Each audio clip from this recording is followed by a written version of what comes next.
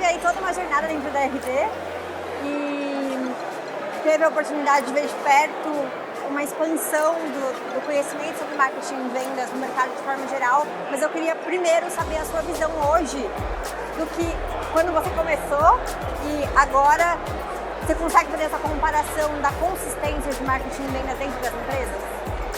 Bom, é outro cenário, né? Eu acho que uma forma de perceber isso é olhando para a agenda e para as temáticas do próprio RD Summit.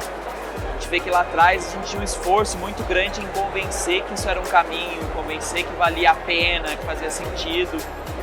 Hoje não é mais isso, né? É quase que o contrário, todo mundo já entrou e aí ficou mais concorrido, ficou mais difícil, a gente precisa de mais eficiência, mais profissionalismo. Como eu melhoro, como eu me sobressaio, como eu faço a diferença em cima do que eu já estou fazendo. Então, é uma transformação muito significativa, eu percebo que as práticas evoluíram, as empresas evoluíram, a gente já tem um cenário muito mais maduro hoje do que era lá atrás.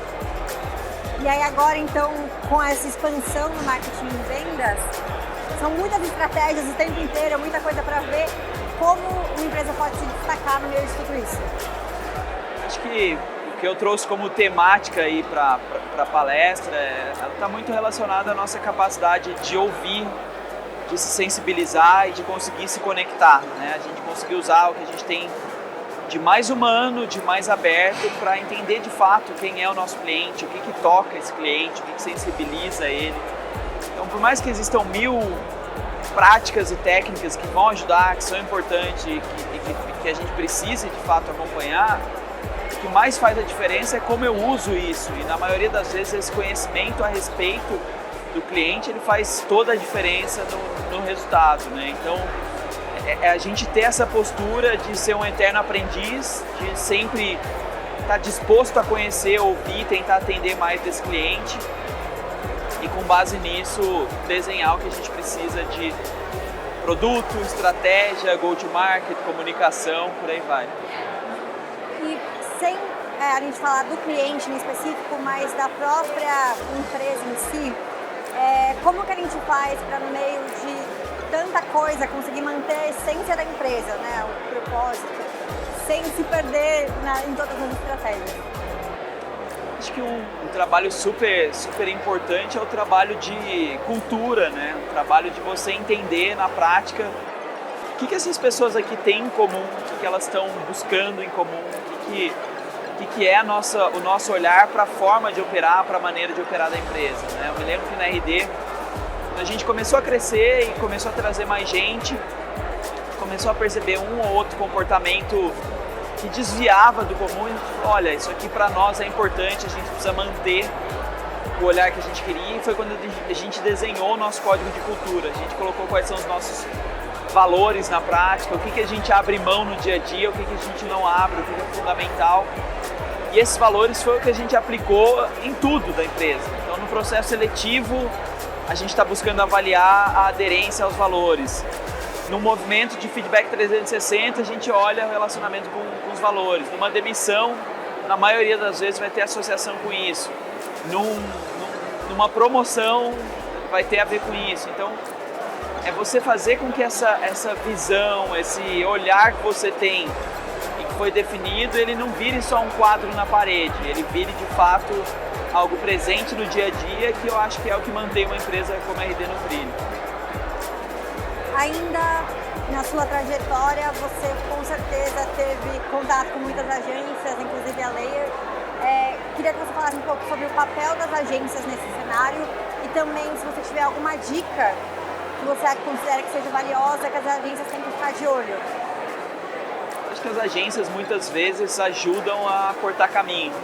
O cliente que não entende do assunto, não conhece, não tem profundidade, seria muito, talvez, demorado e naturalmente custoso para ele ter que aprender sobre todo o processo, depois ter que contratar, ele vai contratar errado, ele vai tropeçar, então naturalmente demora muito. A agência já vivenciou muitas vezes esse mesmo processo, então ela já tem um conhecimento acumulado ali de coisas que vão fazer esse cliente conseguir fazer mais rápido o que ele precisa fazer, né? Chegar nos pontos em que ele precisa chegar. O que eu acho que são os pontos que normalmente são pontos de atenção para uma agência, né? Ela não usar esse conhecimento e essa experiência em excesso. O que eu quero dizer com isso? Ela ter a certeza, a clareza do que funciona e aplicar como se fosse uma regra. Eu acho que a grande dificuldade, na maioria das vezes, para uma agência, é ela entender o contexto do cliente, ela entender o cliente do cliente, né? Ela conseguir entrar em profundidade nesse meio para conseguir ajustar e adaptar as estratégias. Então ela não dá para vender um pacote pronto, um conjunto de técnicas, de regras, sem saber como essa adaptação vai ser diferente ou deveria ser diferente naquele contexto. E aí um papel de um bom diagnóstico, um papel de alinhamento constante, um papel de abertura, de relacionamento próximo com o cliente, de proximidade, eu acho que ajuda bastante a não cair em armadilhas. Por fim, última perguntinha já. Tendência para 2023. O que você acha que vem por aí? Falei bastante ali na minha palestra, eu acho que é um ângulo importante para a gente começar a olhar. Retenção para mim é aquisição cada vez mais, né? O quanto você mantém clientes felizes e satisfeitos reflete na quantidade de indicações, na credibilidade, na reputação que você tem no mercado, reflete na pressão que você tem por trazer novos clientes. Quem segura retém. Não precisa ficar tampando um balde furado, não precisa ficar compensando perdas, né? O cliente que é retido, ele naturalmente vai ter um retorno maior de investimento na sua empresa, de dinheiro mesmo. Então, como ele gasta mais com você, você também pode gastar mais para trazer ele. Então, isso melhora um pouco o custo de aquisição de clientes, que hoje é uma guerra, que hoje é apertado para todo mundo. Então, eu entendo como retenção como algo muito fundamental. O marketing muitas vezes lava as mãos para retenção. Ele pensa que retenção é papel do produto, é papel de customer success ou de qualquer outra área. Retenção tem muito a ver com, sim, o valor que você entrega por meio de educação do produto ou do que quer que seja, mas tem muito a ver com o perfil de cliente que você traz e com a expectativa que você cria nele. Então, para mim, marketing precisa trabalhar cada vez mais integrado com todo o resto, olhando para a jornada toda do cliente, não só para o olhar de aquisição, para que ele consiga ser de fato mais estratégico e fazer a diferença nesse contexto de tanta competição que a gente tem.